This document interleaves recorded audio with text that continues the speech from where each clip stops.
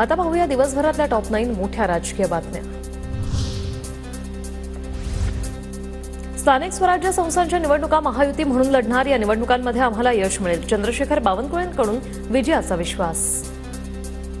2025 मध्ये होणाऱ्या स्थानिक स्वराज्य संस्थेमध्ये आम्ही महायुतीमध्ये मोठ्या प्रमाणावर महाराष्ट्रात लढणार आहोत आणि मला विश्वास आहे की ज्याप्रमाणे विधानसभेमध्ये आम्हाला चांगलं यश मिळालं, स्थानिक स्वराज्य संस्थेमध्ये महायुतीला चांगलं यश मिळेल।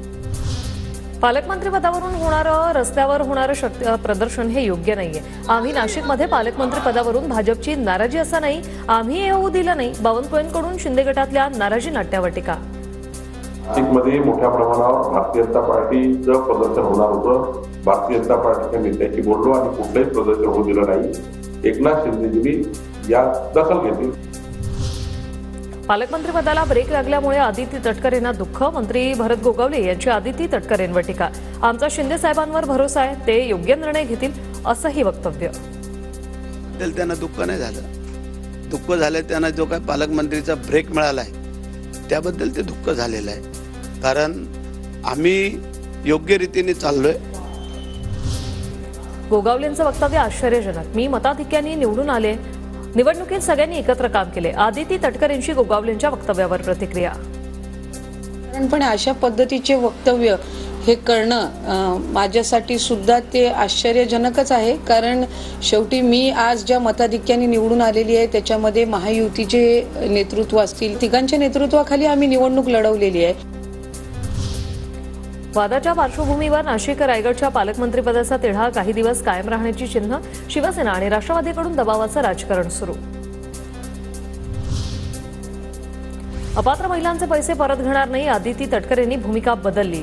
आधी पैसे परत घेण्याच्या वक्तव्यानंतर आदिती तटकरेंची माघार। माझ्या लाडक्या बहिणींना लाभ गेलेला आहे आतापर्यंत, हा रिफंड किंवा परत कुठल्याही अकाउंटमधनं घेतलेला नाहीये, याची आपल्या माध्यमातून मला निश्चितपणाने राज्यातील सर्व माता भगिनींना, लाडक्या बहिणीच्या लाभार्थ्यांना मला त्या ठिकाणी सांगायचंय।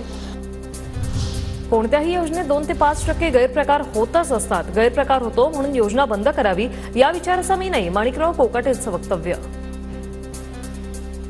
कुठल्याही योजनेमध्ये 2-5% गैरप्रकार तर होतच असतात आणि दुसरी गोष्ट, योजनेमध्ये गैरप्रकार होतो म्हणजे योजना बंद केली पाहिजे किंवा योजना बंद करावी या विचाराचा मी नाही आहे। योजनेमध्ये आणखी पारदर्शकपणा, अपडेट कसं करता येईल तो या ठिकाणी सरकारचा प्रयत्न राहणार आहे। मंत्र्यांनी कोणत्याही प्रकारे पॉलिसीबाबत बोलू नये, कृषी मंत्री माणिकराव कोकाटेंच्या वक्तव्यानंतर अजित पवारांच्या मंत्र्यांना सूचना, सूत्रांची माहिती। उदय सामंत दावोसला गुंतवणूक आणायला गेले नाही तर आमदारांची फोडाफोडी करण्यासाठी गेले। सरकारी खर्चातून दावोसला गेलेले उदय सामंत तिथे बसून एकनाथ शिंदेंचेच आमदार फोडत आहेत, पण त्यांचं पितळ उघडं पडलंय, खासदार संजय राऊतांची टीका। मध्ये बसून काय गुंतवणूक झाली, काय होत आहे महाराष्ट्रात, देशामध्ये काय मिळत आहे हे सांगण्यापेक्षा दावोसमध्ये बसून, इथे बसून शिवसेना प्रमुखांची पक्ष फोडण्याच्या भाषा करता लाज वाटत नाही तुम्हाला? हे पवार साहेबांना भटकते आत्मा म्हटले होते, हे स्वतः भटकते आणि लटकते आत्मा आहेत।